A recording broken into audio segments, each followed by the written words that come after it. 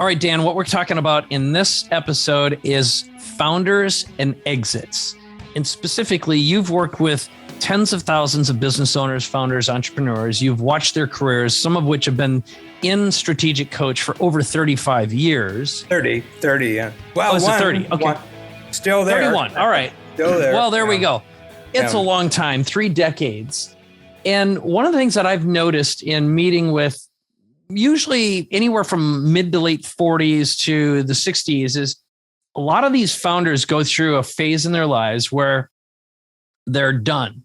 They want to stay active. They want to stay busy, but they'd love to sell what they built and have less and fewer moving parts, but also spend more time in an expression of themselves. I often say that we go through phases in life that from being a human doing to a human knowing, to a human being, and then hopefully a human expression, where like Dan Sullivan, in my opinion, lives in the world of the human expression.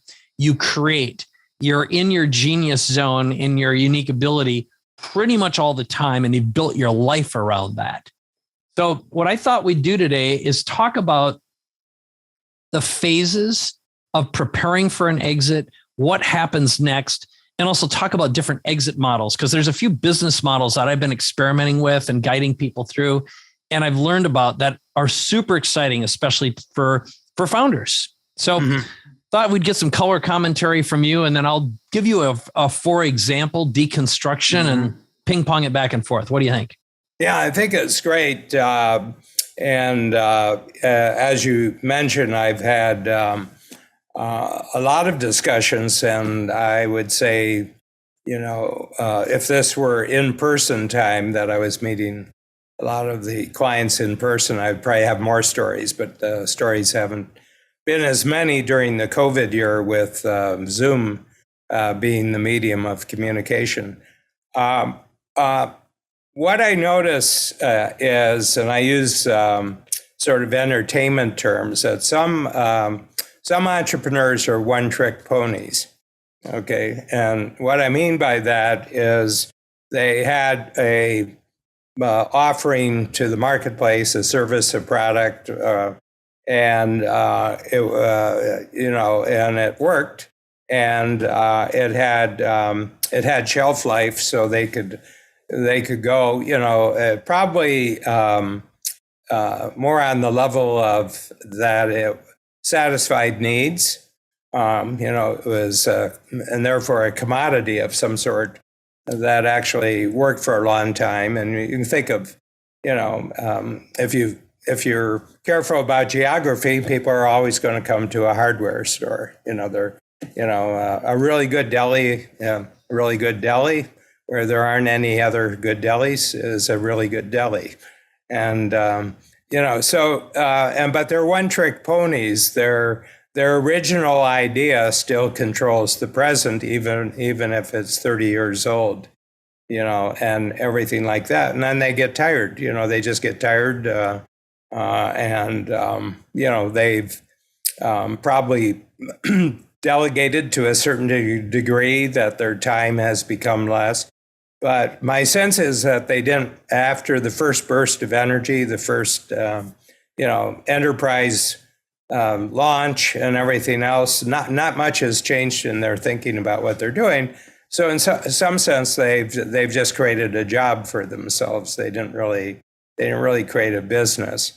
Okay, and that's at the extreme low level. And then there's people who you can say that for, and they have hundreds of employees, depending upon their success level, and their children don't want to take over the business, perhaps, or they're trying to sell it. They're trying to, but it's a single experience. There's a single experience about it. And I gave some thought to this because I had been coaching since 1974, before we actually started our company.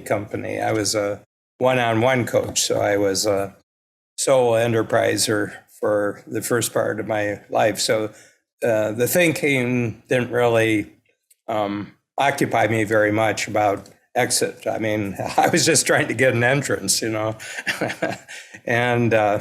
And you know that story, don't you, Mike? About what it's like. A few times. Yeah.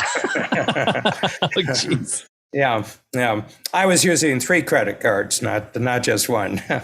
Yeah. Did you get down to buying cheese and crackers at your local gas station? Because where it really gets expensive is where you're using your one credit card to withdraw cash to pay down on the other credit card. You can't get away with kiting it like the good old days. That's how I paid my employees. Yeah.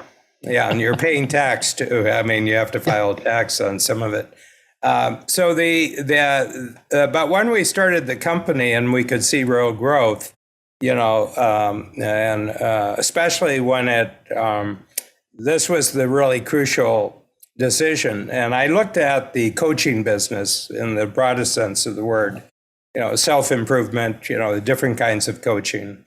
And it seemed to me that there were 2 distinct models. One of the coaching models was based on a personality, there are very famous platform speakers, there's motivational speakers, there's people who, found organizations. They're the founders. I'm thinking of Werner Erhard at Est. And a lot of that 1970s activity, 1980s activity. Yeah, it's basically the guru or dancing bear model is what it's happily known as. Yep. Yeah, and then the other one is that you're teaching a system. You're teaching a system, and that other people can teach this system. In other words, that you'll sell it on the basis. In our case, it's a system of thinking. From an entrepreneurial perspective of how you think about your complete 360-degree life from the standpoint of freedom of time, freedom of money, relationship, and purpose. And one is that I'm a private person, and I'm not. I don't really. I really don't have the celebrity chip. I was born without the celebrity chip, but I was born with a keen interest in observing how people think about things that can be translated into thinking tools that other people can coach. And so both temperamentally and from a strategic standpoint, we just decided to go for the system. And so, we have 20,000 entrepreneurs who are either active or have been active in coach. And I think I've met maybe 6,000 out of the 20,000, the other 14,000. I was at Genius Network a month ago, and I met a 19-year veteran and a 25-year veteran of coach who had never met me before. This was the first time they met me. But they had been in coach for couple of decades or more, and they love their coach, they love their team, they love the concepts and everything like that. And I felt, I was checking off a success box there, that this is what it was. This was the intention a couple of decades ago, and it's working out. So that was the big thing. So the big thing is it a one-trick pony, the person, and is it a one-act circus as far as the enterprise itself? Okay, and what I notice is that a lot of people who have the exit problem or the exit anxiety are either one-trick ponies or they're one-act circuses. And for me, the way I exit, I just create a new level of the program. Yeah, that's nothing better than that living laboratory, and you get to respond to what they have next. Yeah, and it's like this new one that I'm creating next year, which is the lifetime extender extended, and everything like that. And I said, well, I'm really excited about that, and I'm bringing everybody in, including yourself, on the creative team. On what we use it as a model at the center of the Free Zone program, another level of the program. And we say, hey, Mike, what do you think? If we're developing this lifetime extender program, what do you think from a marketing standpoint? I'm just going to milk all you people dry and just, Yeah. So that's how I exit. I create a new creative level with a higher level check writer, and then I do that, and I do that, and I do that, and then one day I die. Well, here's what you've done though is I think part of what lights up Dan Sullivan is constant evolution with people who want to evolve with him. Yeah. Right. And I've told you this before. You're like my best friend in the neighborhood who says, let's make castles in the sandbox, knowing that you can make bigger, better castles together. You're a 1 + 1 = 11 guy. And you've managed to extend that into a business model that keeps you engaged. And you've got that constant feedback of an audience that, you said something really important. This is so good. It's about the celebrity chip. Now, you might not say you have the celebrity chip because you're not an entertainer, charismatic stage guy, but what you have is this consistency of delivery and a combination of childlike, constant curiosity and the ability to simplify and go deep, meaning just to sift and sort, and also relate yourself to everyone else around you and then build useful tools, right? That's part of it. And being useful, staying relevant. Being useful. All those things. Pardon me? Being useful is really big for me. Yes. And that's why I always say that the entrepreneurs in the workshops are my 50% creative partner. Exactly. I if I prepared a workshop for a week, I'm at 50%. If I prepared it for 2 years, I'm at 50%. I said, I can't get beyond 50% on my own. I need my partners. Yes. And I'll tell you what I've found is the most painful moment in a founder's life. Okay. And what you described is the journey that they go on. And where they hit that pain point where they're like, ugh, I'm doing the same old thing. And so I've written things down that I literally hear. One of them is I don't feel valued anymore. Ooh.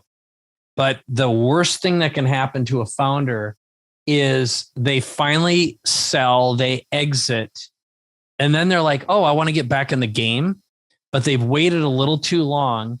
And they can get zero traction. So first of all, the time to plan the next thing is while you're doing what you do, because that's going to give you a springboard. And once you become irrelevant, being an older person trying to get back in the game and become relevant again is almost impossible. It's really hard. And it looks pathetic, actually. You're right. You're right. And I was thinking about this about a month ago. I was just watching an interview on PBS. So it was public broadcasting. And it was with Bill Gates. And it was going on for about 2/3 of the interview. It was about a half-hour interview. And and he was talking about his interests and his investments. And he was talking about his foundations and everything. And right at the two-third mark of the interview, the operation said, you have this association with Jeffrey Epstein. You had this, it's been revealed, that you had this. And what was that about? And you want to see somebody go through a complete body change, voice change, gesture change, difference. And he said, well, first of all, he had this interest in my foundations. And so, I attend dinners with lots of people who have interest in, so there's a police term that they use for interrogations when somebody goes, tacky, I think they go tacky or something, go hacky or something like that. Okay. But it'd be like your tell. Yeah, your physical tell. It's a total tell. And she said, well, what have you learned from that? And he said, well, what's the matter? He's dead. And I said, whew, boy, I was happy to hear that, happy to hear that. And I said, poor Bill Gates, poor Bill Gates. You know what? All of his fortune, I'll just use his fortune as one resource that he has that others don't, is it's put him beyond challenge and it's put him beyond risk. Okay. And what I mean is that there's no business venture or investment that Bill Gates can invest in where he can experience failure like he could experience before Microsoft was big. You know, I mean, if IBM hadn't said, no, you go take the software. We don't want the software. We want the hardware. There's no Microsoft. There's no Microsoft. I mean, it came down to a meeting with a guy that he despised, and the guy despised Bill Gates. And the guy said, we're not interested in software, whatever you call it. Yeah, whatever you call it, turned out to be the future and everything. And I said, the only way that Bill Gates can feel adrenaline anymore is from a moral risk. Yes, that costs him half of his wealth. Yeah. Yeah, but I think I mean, not to make light of the the morality of what the name Jeffrey Epstein in relationship with, and more than one dinner meeting, what that all implies. There is the problem that what motivates entrepreneurs is a continually new sense of risk and a new sense that you could lose here. This could go south.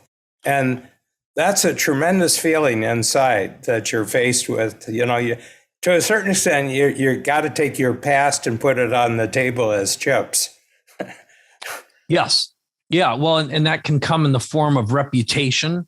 There's a whole bunch of credits here. So while you're talking about that, the way I phrase it is I used to say, give me a hungry billionaire, but what makes it is it's hunger and grit. And it's not about the money, but they've got to be able and willing to put some chips on the table. And if all they have is money, it's not going to work. And it's usually they'll talk about impact, but if they're not willing to risk relationship capital, and this is really difficult for a lot of business owners who are in a state of transformation. For them, and I'll flat out tell them, okay, you've got to be willing to go out to your relationships and ask for favors that have never been repaid, where people will say, if you ever need blank, come and talk to me. But if they're afraid of making an ask for something different, they're not going to succeed. Yeah. And that's, so again, it's so reputation and identity. Here is, why is the exit strategy, why is it in play? In other words, why are you talking about this? What's happened to you that you need an exit? Are you exiting to free yourself up from something small and confining for the purposes of a much bigger venture? Totally understand it. Yes. It seems to me that that's not too different what I'm doing internally with the program. Yeah, I think that's true, but you've built a company that can evolve as you evolve and leave behind a tremendous amount of IP. So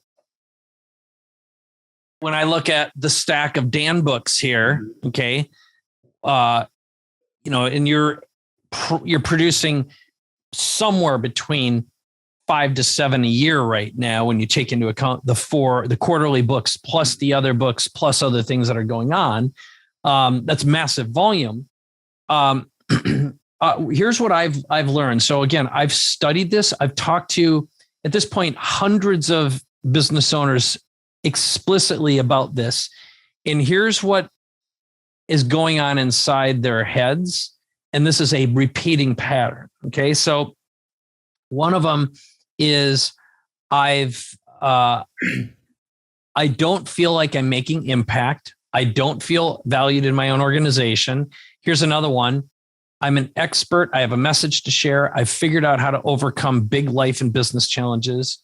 I understand my message will help more people. I want to connect with more people who think as I do. I know my message and wisdom will increase the value of my business services and give me access to more people. So that's a combination of impact, and it's a longing. It's a loneliness that's happened. And that old saying, it's lonely at the top. There's intellectual loneliness, there's financial loneliness, but there's also that soul value. It's hard to put your finger on it, which comes back to purpose. I mean, in coach language.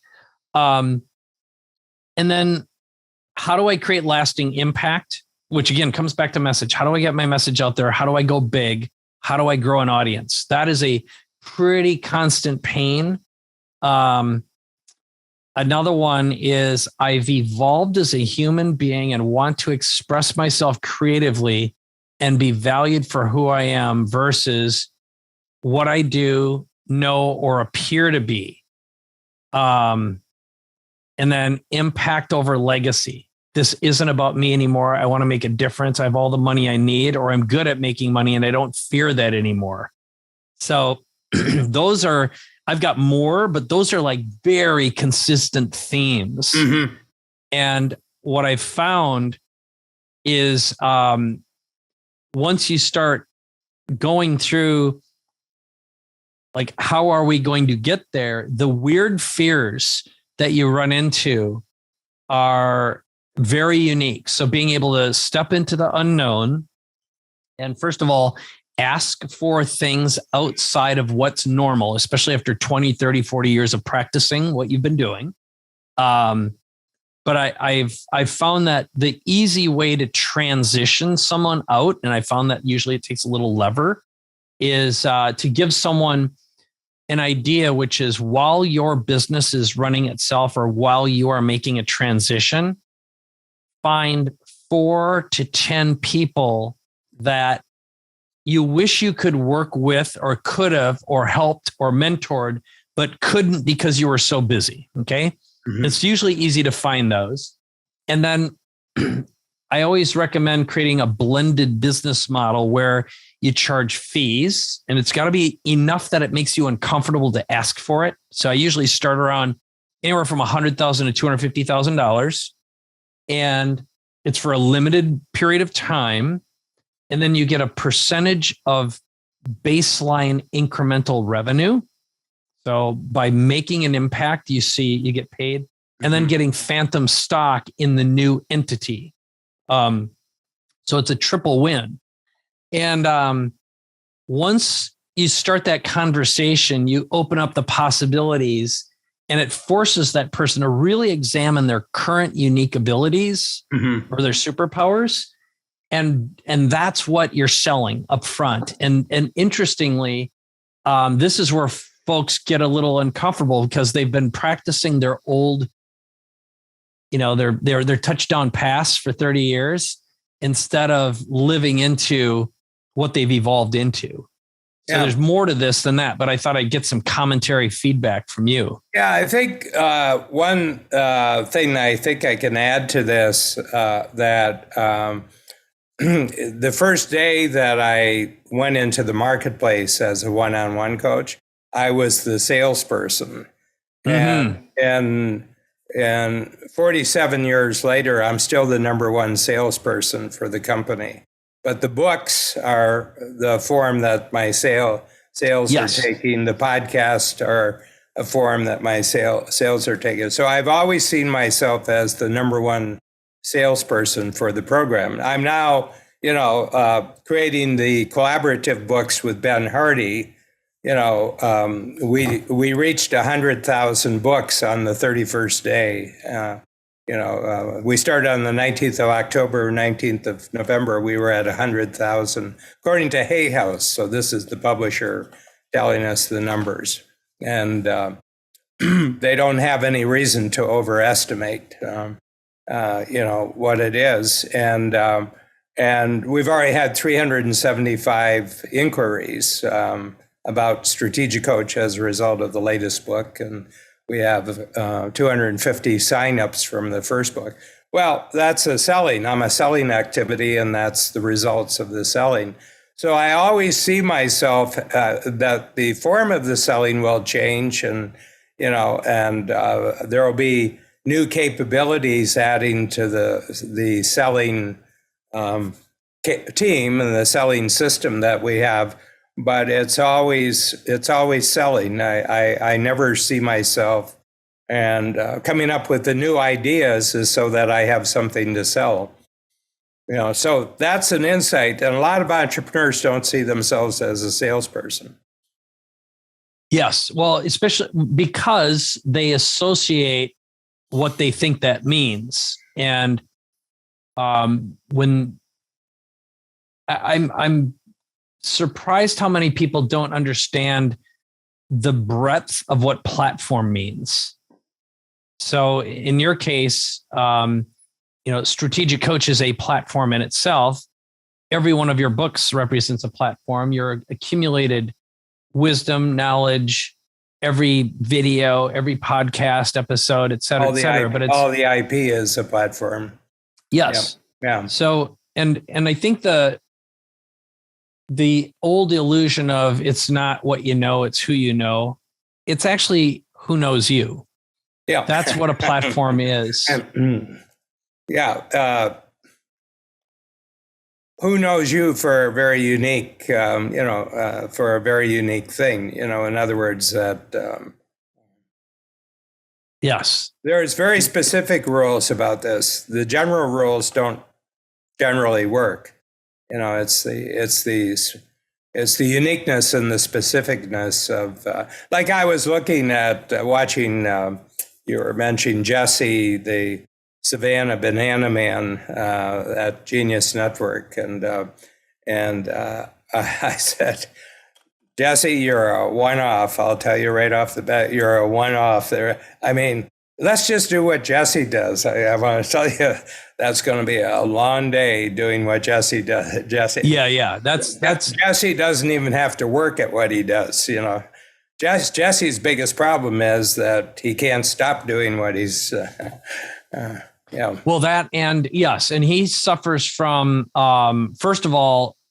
I talked to a lot of people afterwards. This is Jesse Cole, by the way, for people who didn't hear our last episode. But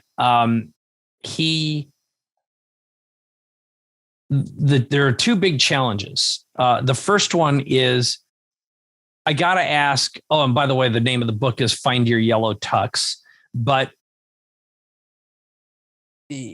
how much money is that organization actually making? His business model didn't make sense, and it just sounded as though they're very reliant on merch which that's not a sustainable business model. Mm-hmm. It's like people come in and buy t-shirts and hats and stuff. It's like, and then their tickets are cheap and they're all inclusive. So you get all the food and stuff for $20 tickets. It's like, how many people can you stuff into a stadium and how long is that going to last? Right. There's just so many moving parts and variables. But the second one, which you touched on, is there's only one Jesse Cole, and in certain business guru models, it's sort of like there's only one Tony Robbins. Yeah. He's never been able to self-replicate, not even close. There isn't a replicable model there. And no. And that it's a extraordinarily risky business model. Well, there's I'm not knocking the model, because if somebody puts in 30 or 40 years, that's a pretty good run for almost God bless their souls is what I like to say for anything. But when it looks like it's got to end or it's ending, is there any next step? I mean, I always see where I am right now as simply the R&D that I'm going to do for the step that comes after this. Like I never see myself ever not after a certain amount of time and success at one level, where you're not creating the next level after that. And one of the reasons I take care of my health the way that I do. And I surround myself. I mean, I'm just packed on all sides with people who are creative and, productive and are thinking about a bigger future. And so I've designed my environment, both personal and business, to be always about creativity and productivity and breakthroughs and everything else. It's the total environment that I live in, and I'm doing it because it's that's where the money is. But I'm also doing it is because that supports me in who I want to be. Exactly. Yeah. Here's the question. I wonder if we're not dealing with two types of creatures here, and that some people have found themselves actually caught between two stools with this exit strategy, and that there are serial entrepreneurs who consider companies like commodities. Company is just it's just a commodity, and you bought it, and the moment you buy it, you start preparing it for sale. Okay. Yep. And I understand that. I understand that model, but the real company there is the whole process that you can go through 40 different companies and you learn something every time you develop a company and you sell a company. So the real company isn't any of the companies. The company is the process or the platform that the person goes with. So, and that's not me.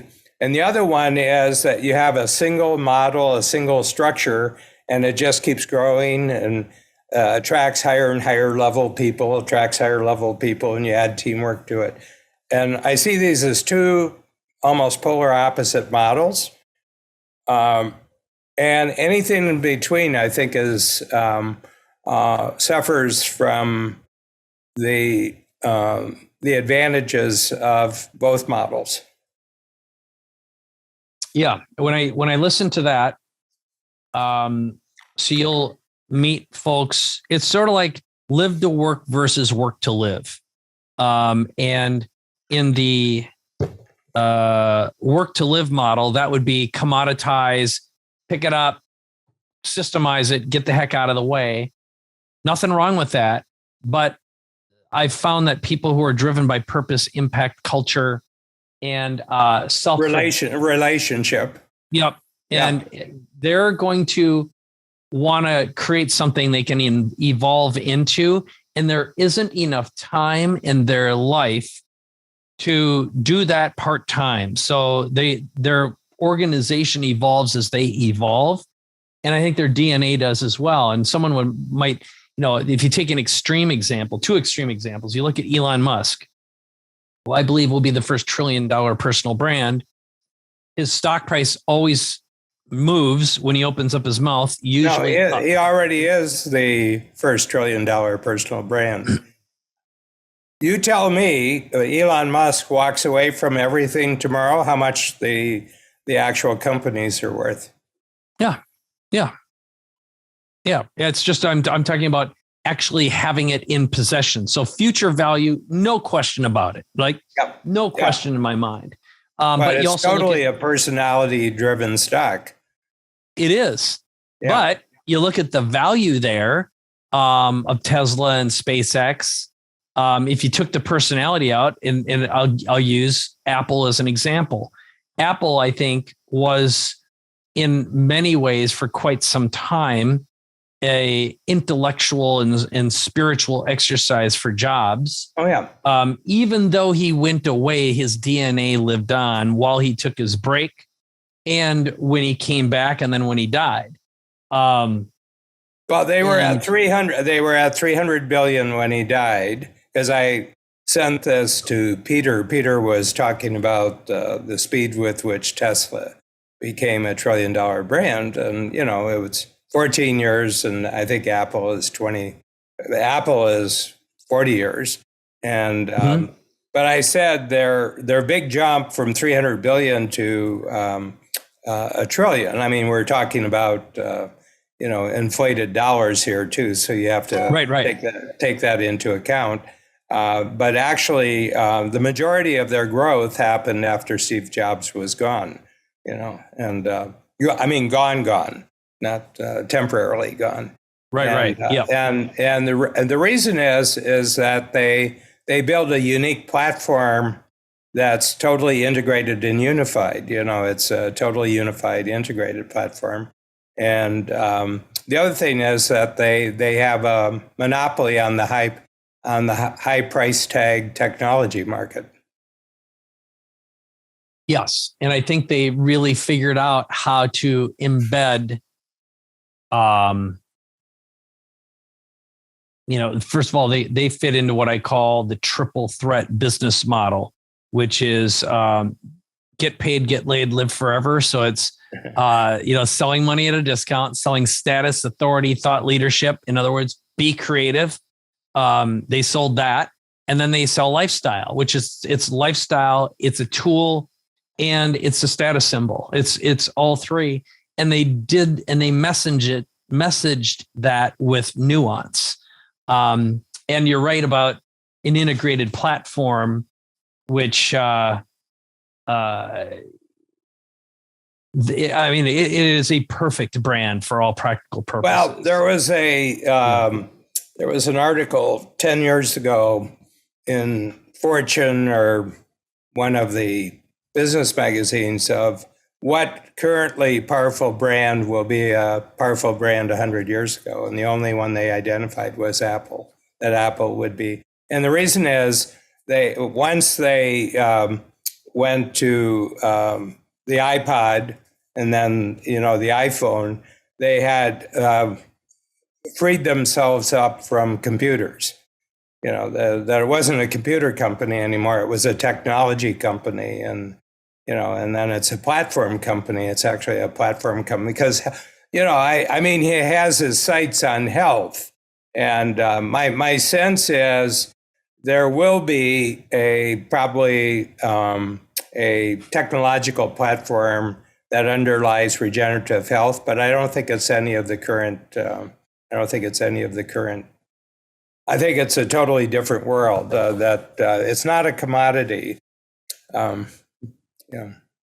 I agree with that. And I also think what a guy that I really love and I follow, Professor Scott Galloway from NYU, he talked about Apple and the Rundle, the roll-up bundle. So you'll have one price, a subscription for your phone, your computer, your television, soon your car, health subscription. You already have Apple TV, which is producing fantastic content, by the way, fantastic content. The Apple TV, like I haven't had cable in, I don't know how many years now. We haven't had it at all. But if I get health benefits from that, predictive health, and they bundle that with, it was Galloway who's been saying for years, I don't know if this will happen now, but he thinks Apple will buy Peloton. So then you'll have a device that you exercise in and on that's integrated with the data. Why not Apple Healthcare? I think Walmart and Amazon are more likely to do it just because they're going to do pharma and a pharmacy. Yeah. But you can see if you just start thinking about like, where's the big opportunity, the big money? Healthcare is so ripe for disruption. Insurance, financial services, banking. I mean, think of all the businesses that you hate. The only thing, if they could figure out a way to completely decimate the IRS, then they'd be the everyone's favorite. But it's like, think of the brands and the services that you resent in your life. Those are the ones that are ripe for Rundle disruption. And would I stroke a check to Apple for $2 or $3 or $5 a month if I knew I was getting a certain kind of value? Hell yeah. Would a lot more like us? Hell yeah. If I knew I could, if you knew you could get an extra 15 years, would you stroke a check for $5 a month? Yeah. Right. No brainer. Yeah. Well, I think that there's an opposite side to the, tell me everything that you hate and identify everything that you hate. But I think that the other side of it would be what dependable service, if constantly improved, would you love and you would be loyal to forever? Right. Yeah. Yeah. Cars, jets, and guns.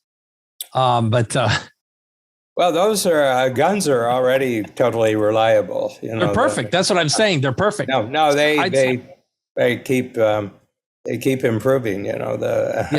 Yeah. I mean, you got to give credit where credit is due. I mean, those people.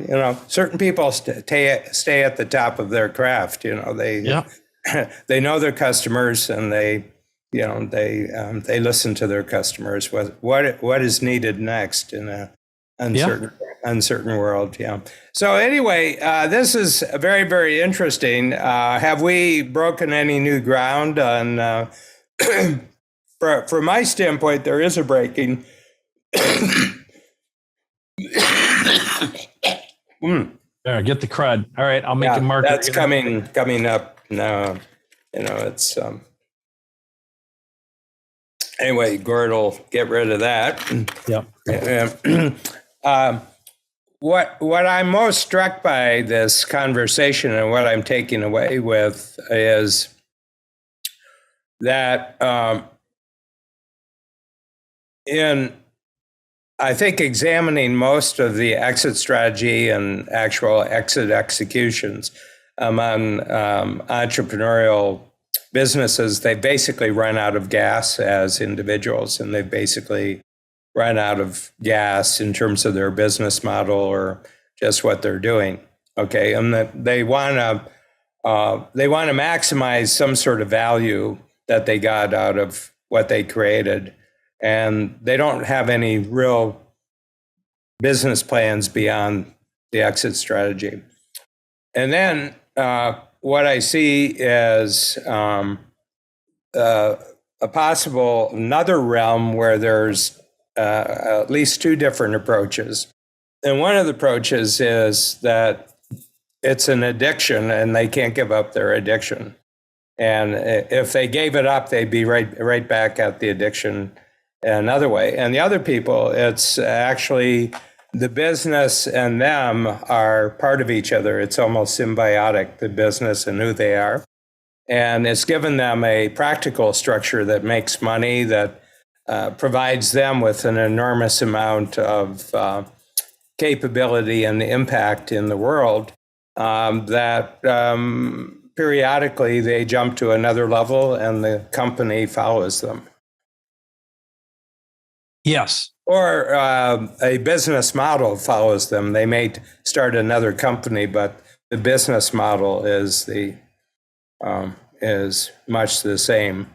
And those are interesting people. The addiction ones, I think, is probably more prevalent than the self-evolution one. Yeah. I think the self-evolution. And I'm seeing addiction as a solution here. The real problem is much worse than the addiction. Yeah. It's like, as you were talking about that, I'm like, well, I can think of worse addictions. Oh yeah. I think that where it's bad is if there isn't a self-evolution, an awareness evolution that goes along with that, which I think is what you're talking about. And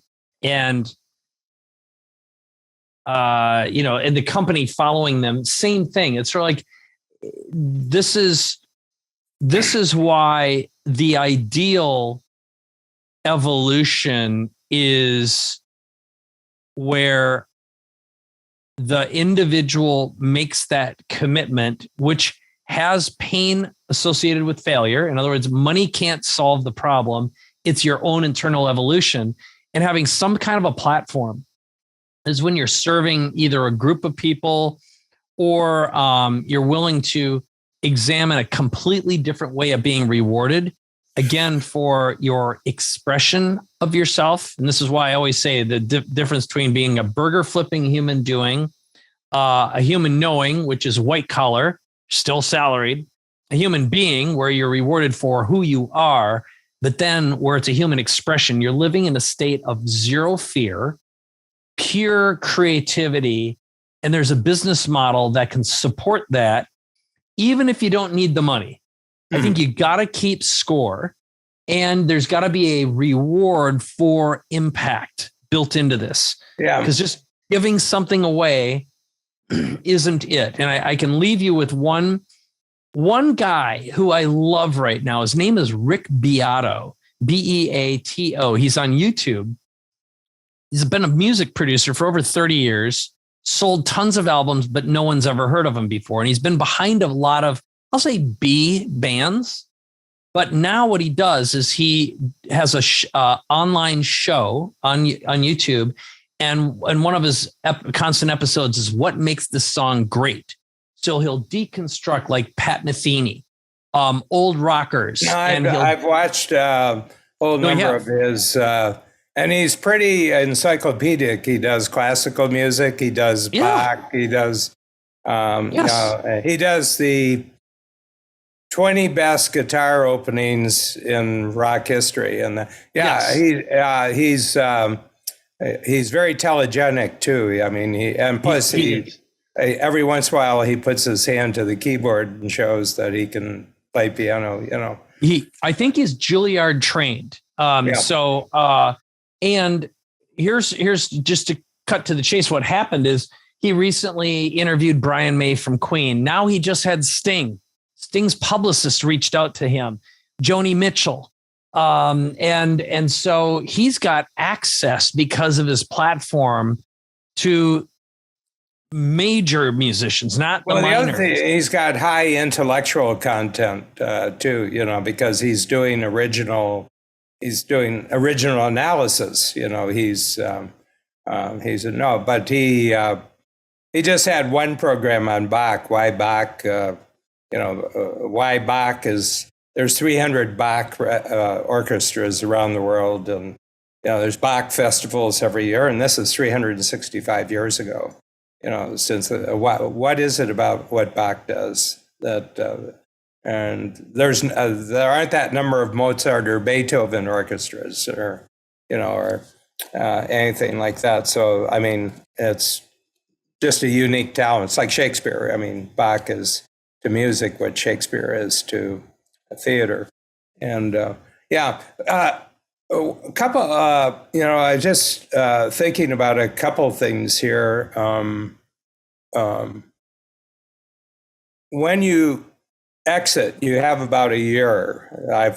From my experience as a coach, you have about a year. And if you're not back in the saddle within 12 months, you begin to think that the success that you exited from was luck. Yes. There's two big pains. This is interesting. One guy that I'm working with right now, he built a franchise, had a big exit with a private equity firm. And his number one is it might have been lucky because it's his first big and real exit. And he's in his early 60s and he's like, I still have juice in me. He's got his money. But that is an ongoing. And the other one is, I saw this, I cannot find it, but it is either in Harvard Business Review or one of the big rags that especially men over, I think it's from 50 on, it might even be a little bit younger than that. If they're not back in the game doing another business within it's either 18 or 24 months, their probability of any success is less than 5%. Yeah. I think just from an emotional standpoint, it's 12 months that if you're not back in, it's like, in many ways, it's like professional performers, like athletes, take Tom Brady, he's 44, the superstar of superstars in his particular game. I mean, there's just no one like him. But the day after he's out, the influence isn't there, and the applause is not there. You're only influential, and you only get applause while you're playing. Once you're not playing, the influence and the applause, they think they're going to take the influence and the applause with them. They stay with the game. Yes. And this goes back to something I said, I don't know if it was in this episode or a previous one, about relevance. What I've found many founders are not aware of and conscious of is how painfully irrelevant they become when they don't have a business behind them, because there's a scoring system, there's a reward system, or a platform. And in a way, Strategic Coach provides a platform. It's a place for business owners to get attaboys from Dan. You get acknowledged and you get applause. You got a Genius Network, the 10-minute talks. That's a platform. That is how you create a community. And a community, even if it's just of employees, is a community. Even if it's all contractors, it's a brand to be behind. It is very, very tribal. And suddenly when you are alone and naked and you don't have that team, and again, this is another thing that a lot of founders find is like, okay, so they sell and they walk away and they realize how painful life is without their support teams that they've gotten used to after decades. And it is hard to build that again. It is really hard. So, yeah. There's something about the immediacy of the current game, where all the energy is being generated, where all the creativity. And once you're not immediate and you're not current, there's no electricity. True that. That's a useful thing. Mm-hmm. Yeah. I when I deconstruct why is Dan so active, so busy, so productive, and why are you so creative right now and on it? It's purpose, it's platform, it's the performance. Totally relationship. Totally. Yeah. I mean, and the one thing that I'm getting is that I'm constantly in discussion with people that I've grown with over many years. So we've got insights from growing together for a long period of time that you don't get out of some expert on business because they haven't done the growing. Yes. Yeah. No, I think that evolution, it's why celebrities wind up at some point spending their time with their old childhood friends. I was just watching or reading an article about Jennifer Lawrence, who was huge. And then her iCloud got hacked. A whole bunch of nude photos got out. She almost died a couple times and she was overworked and just a bunch of crud came up and she disappeared for 3 years. Now she's married, got a kid on the way, but she apparently has a posse of childhood friends. And you see this time and time again, which is, who did you evolve and grow with? And where is some of that innocence, your original character from? And if you can develop character and content in a community, boy, there's the 3 C's there. That's profound. And again, I see that as as a founder, if you want to have long-term impact, you've got to find a way to create and recreate that on an ongoing basis. So I think we better wrap this episode up. I know that. So I think this has been super interesting. As usual, this did not go in the direction I expect it to go, Dan, but I think both of us learned a lot throughout it. Any other wrap-ups before we finish this one off? I think the biggest thing that I got, Mike, is that from an entrepreneurial standpoint, you have to have a different definition of what exit strategy means. And what I think it means is that you have maximized the value that you're getting out of the present stage of growth, and now you're getting ready to exit into a bigger stage of growth. So I agree, Dan. And I think the best way to end this is, first of all, I think it's just critically important you spending your time with coaches and advisors and be part of a community as you evolve as a business owner. Without that, I think you're lacking rudders, and you've got to be around people who've been there, done that, and they're further down the line than you have. There's a lot of value in being around wise older people. And that's what I'm learning from this. And I belong to several men's group for that exact reason. So this has been super interesting. And as usual, another great episode of Capability Amplifier, Dan. Thanks. Thank you, Mike.